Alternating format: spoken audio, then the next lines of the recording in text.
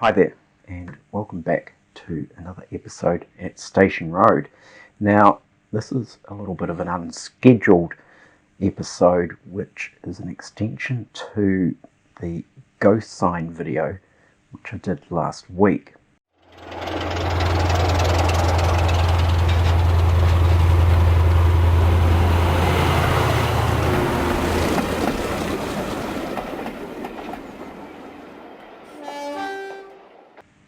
So one of the benefits of publishing what I get up to on Station Road on this YouTube channel, of course, is all the feedback and the comments that come through from all the viewers.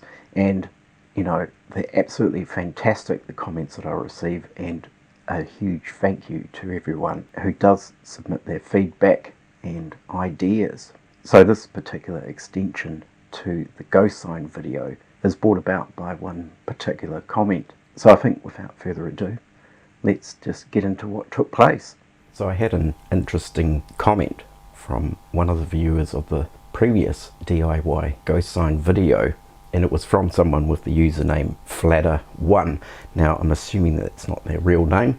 Unfortunately, I don't actually know who this chap is, but he actually described a less roundabout way of creating the same effect, and it was to print the signs backwards or mirrored on a laser printer, and then cut these out and apply a clear varnish to the print and then stick that onto the surface. And then it was a case of waiting for that to dry, and then with some water soaking the back of the paper, then removing the paper itself. Now, I had actually previously tried a very similar method when I was thinking this could be a way of applying graffiti to surfaces, but unfortunately it didn't really work, so I sort of gave up on the process. But I thought I'd just have another crack at it with applying a ghost sign instead. So I did do some preliminary experimentation, and I would have to say some mixed results. It kind of worked, and then it kind of didn't work. So we had these sort of results, and to a degree it sort of came out, and then in other scenarios it really kind of didn't work at all. So I persevered with it, and I do believe, I actually think I have come up with a scenario or a technique using this method that does actually work. So what we have here, of course, is our laser printed sign, which is backwards, and I've got just a sheet of Metcalfe brick card, and what I've actually done, and this is part of the revised sort of technique, is I've actually sprayed this with a clear matte varnish. So I just used a bit of this spray here to coat it, because in the preliminary experimentation I did, what I actually found is that when you're soaking the paper, you can't help but avoid it actually soaking into the card itself, and then you get all these sort of warped bits of card, and in some situations it actually just starts to lift the print of the brickwork itself, which is not ideal in this situation. So in my preliminary experimentation, I came to the conclusion that spraying it, of course, with the matte spray protects the actual brick card material itself. So there are a couple of methods, and I did ask this chap Fladder1 whether he used an acrylic varnish or an enamel based varnish. Now I've got a couple of different varieties of acrylic clear here. So we have a matte acrylic clear here by Rust-Oleum, and then I also actually have an enamel based satin clear varnish. So this is actually just a wood varnish. And then also I thought possibly a matte medium might also be of use. So my assumptions would be using an acrylic based clear varnish, which is these two items here, that when you actually soaked it, maybe it might sort of dissolve the actual varnish itself, hence why I've also got this enamel varnish here as well, because that won't be affected by any water soaking into it. So what I'm going to do is we'll cut these out and get them ready and prepared for the various techniques we'll use here. So we've got the 3 signs printed out. Now, one of the things that I'm conscious of is that probably only a laser print will actually work. I'm thinking that an inkjet print won't actually work, because what an inkjet printer does, of course, is it embeds the ink into the paper, whereas a laser printer actually prints a film onto the surface of the paper and doesn't actually soak into the paper itself. So we'll just label up these. So this one we will say it is the matte medium. This one we will do the acrylic, and this one the enamel. Now, in the preliminary experimentation that I did, what I actually found is the best results were to make sure that this is thoroughly dry before you soak these or peel these back in any way. So this will be a process where I'll do this part now and then come back the next day to have a go at peeling these back. So we'll start with the matte medium here, and I'll just pour a little bit into our trusty old Oxford die cast container. And what I'm actually doing is just painting exactly where the sign graphics are. I'm not going any further than that, so I'm just painting up to this edge. Now, the reason I'm actually leaving some paper at the bottom is that's going to give me some leverage for actually pulling this up once it's soaked in. So we'll give this a good coat. Now, I'm not sure how important it is that maybe the clear is actually a matte finish as opposed to a gloss finish. I'm not sure if that a gloss finish would affect the final finish on the sign.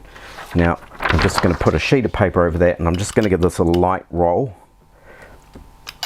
over there just to adhere that down. So that's the matte medium.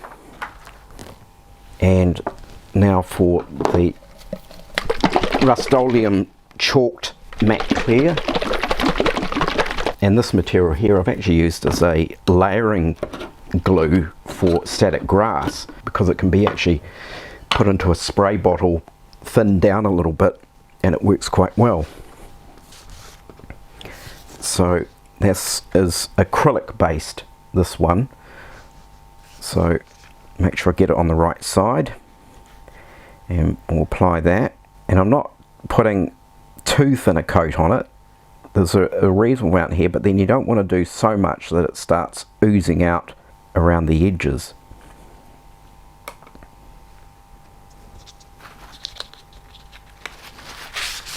Just clean that off and stick this one down. And once again, I'm just going over it with a light roll, because I don't want to do it too heavy that it all starts squirting out the edges. And then last but not least is the enamel based varnish. And I think the enamel based varnish, of course, is certainly not going to be affected any way when it comes to actually soaking the paper once it's dry. And in my preliminary experimentation using this particular varnish here, I actually found that pulling the paper off without soaking it worked just as well.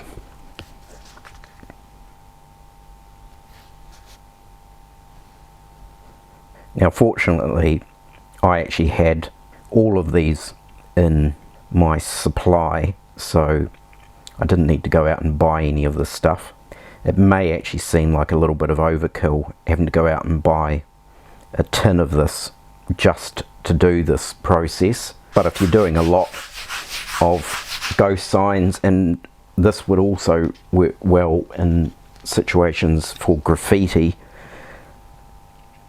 that maybe it might be worth investing in a tin of clear enamel. And once again, just going over this with a light roll if you do get little bits of varnish coming out around the edges, then it's just a case of running your finger around just to get rid of those. Being matte varnishes, or in this case this is actually a satin varnish, once it's dry, theoretically it would be difficult to see. So that's what we end up with, and it's interesting, of course, the enamel actually, you can actually already see that it's soaking into the print and coming all the way through into the actual paper as well. So we're now going to leave these for a good 24 hours, and then we'll come back and see what kind of results we end up with. Right, so it's now been 24 hours approximately, and these appear to be quite thoroughly dry now. So it's the moment of truth, and to see whether these have actually worked as they actually did in some of my final preliminary experimentation.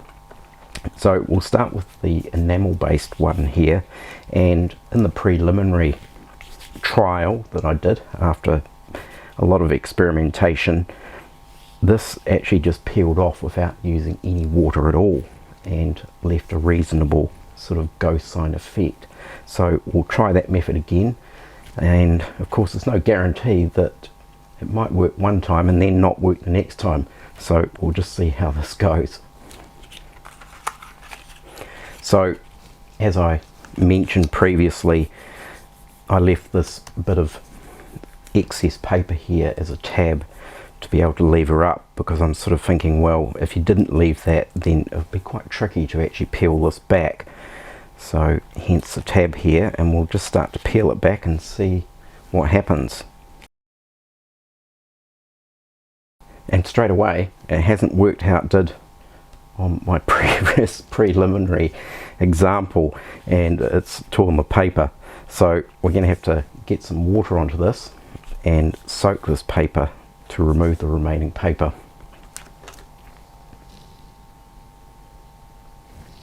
So I've just got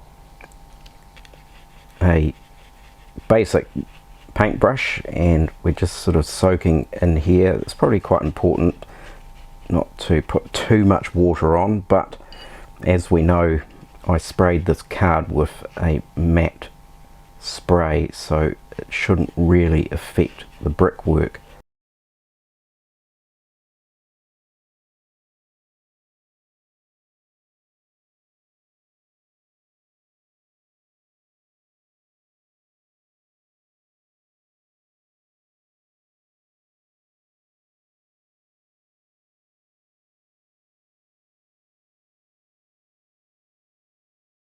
So that's most of the paper off, and interesting, it hasn't really worked the same way as the preliminary experimentation that I did.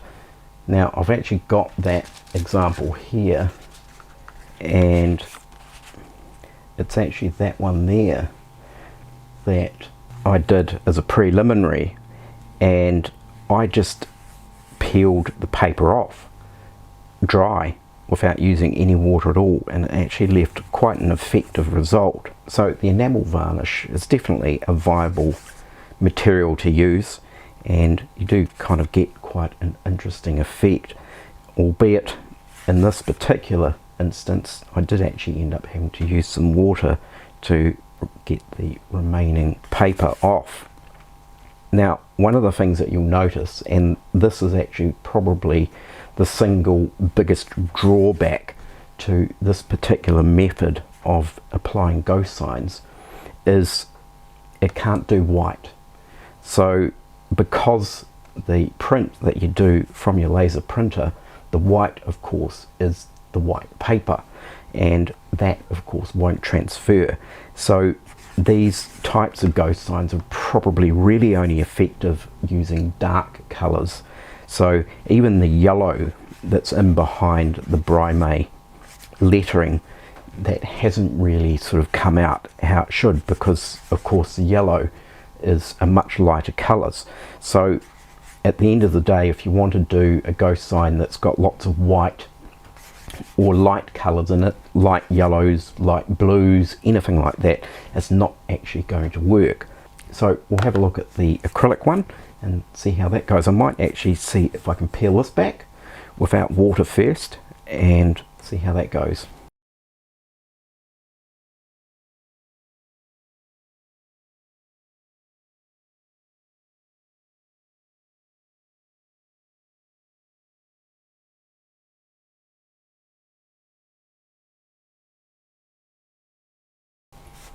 Right, so that's the acrylic version, and that's kind of interesting because soaking the paper actually came off a lot easier than it did with the enamel version.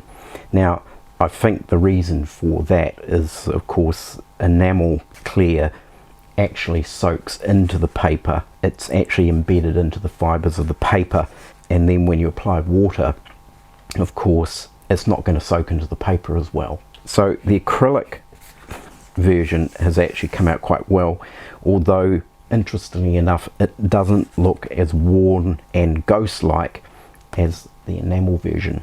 Now this can be improved by, as Vlad has suggested, even scratching over it with a bit of sandpaper. So the last one is the matte medium. Now I didn't actually use the matte medium in my preliminary experimentation, so it will be interesting to see how this one comes out.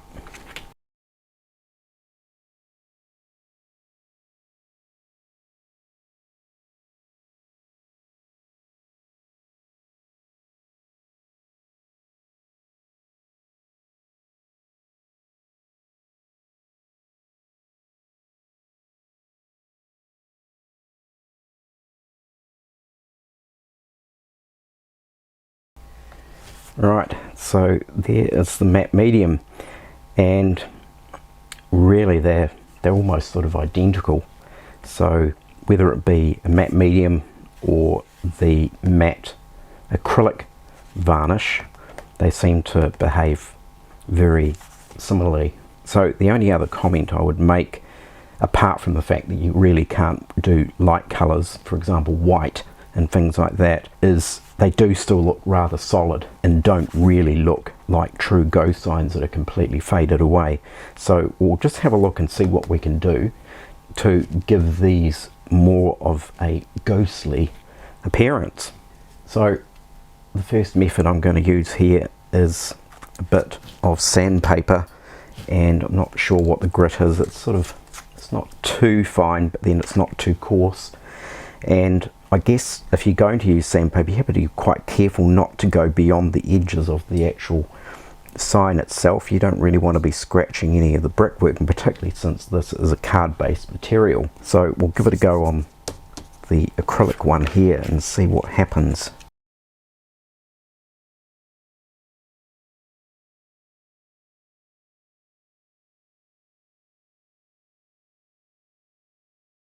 Right, well, the sandpaper effect actually works quite well, and of course it's very careful not to go beyond really the edge of the sign, but it certainly does seem to work quite well. And of course I think it's really important actually that this brickwork was actually sprayed with a clear matte varnish beforehand. I think if this was just straight card and hadn't had a clear coat put over it, it would have just not worked as well. The sandpaper would have actually started lifting the brickwork, and then of course also when this was being soaked with water, that softens the card print and you run the risk of actually lifting the brickwork under that process as well. So yeah, I mean that looks a little bit more ghostly looking, and quite happy with that.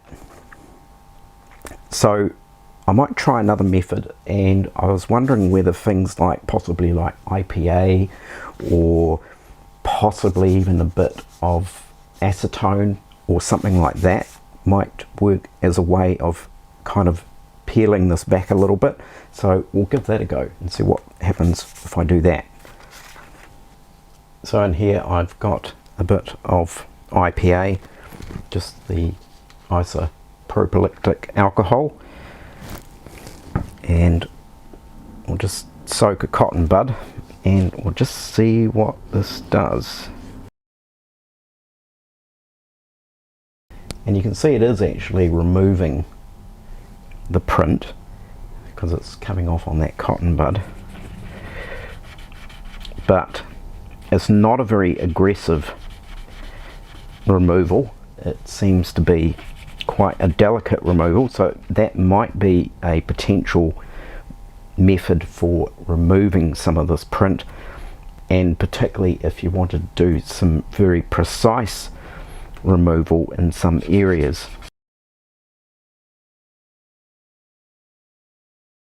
So it kind of works, just taking a little bit of off here, a little bit there, but it's certainly nowhere near as aggressive as using sandpaper. So that's definitely one method for maybe more controlled and precise removal. Now this is acetone, and this is pretty gnarly stuff, and I know for a fact that this removes laser print quite well, plus pretty much anything else as well. So we'll give this a go. I'm kind of expecting this to be quite brutal, and we'll just see what happens.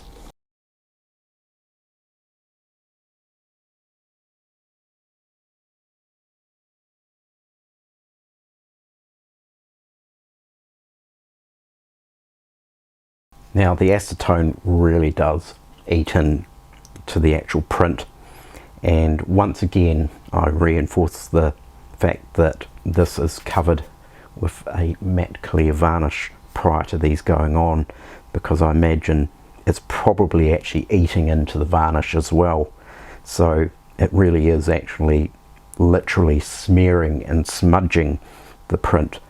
And I mean, this might work quite well if you wanted to have sort of like streaks running down, as if it's had continual rainwater or anything like that actually running down it, and it is quite brutal in that sense. So yeah, acetone, IPA, a couple of different options for peeling it back and rubbing it back, but my favourite is actually the sandpaper.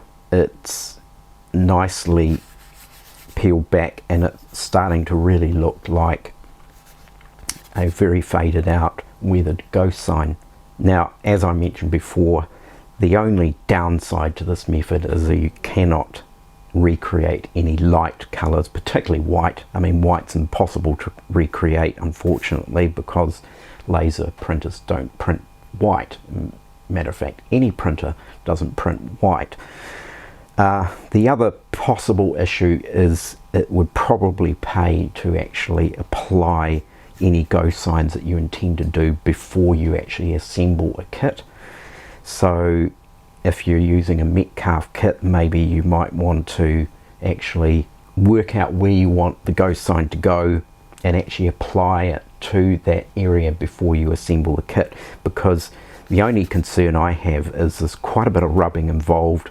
There's a little bit of force involved in actually getting that paper off, and I'm thinking if you're actually applying this to a kit that you've already built, you could run the risk of damaging the kit, and I just think it might be easier to apply any ghost signs prior to assembly of the actual building itself. And the only other thing, of course, as I mentioned, I probably mentioned it far too many times now, I really do think that the matte clear varnish applied to the surface is critical for this to actually work successfully.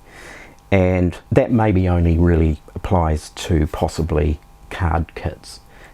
If you're doing this to a plastic kit, it's possibly not as critical, because you may have used an enamel spray paint to paint the plastic kit in the first place. So yeah, it's definitely a viable method for applying a ghost sign. And going back to the original ghost sign that I did, which of course was quite a different method where the entire wall was reprinted, and of course in that scenario you actually are able to get the white colours, so the light colours that may have been in the original sign, because they're actually part of the entire print of the actual wall itself. So there we have it. I definitely think this particular technique is a viable option for anyone who's wanting to apply ghost signs. And I'll say a big massive thank you to Flatter1 for sharing your method on the previous video. So apart from all the model making that I do here on Station Road, I'd have to say the feedback and comments are one of the most rewarding aspects to the Station Road channel, and it's really what I believe it's all about, and that is the sharing of ideas and inspiration so others out there can benefit from the techniques and the processes that are actually shown on this channel. And I'd just like to say a huge, massive thank you to everyone else who submits their feedback and comments. As I mentioned before, there's just a fantastic and interesting array of feedback that I receive, and without fail, it always puts a smile on my face. So I'll leave it there for now. Thank you all for watching, and don't forget to subscribe and like, and I will catch you next time. Bye for now.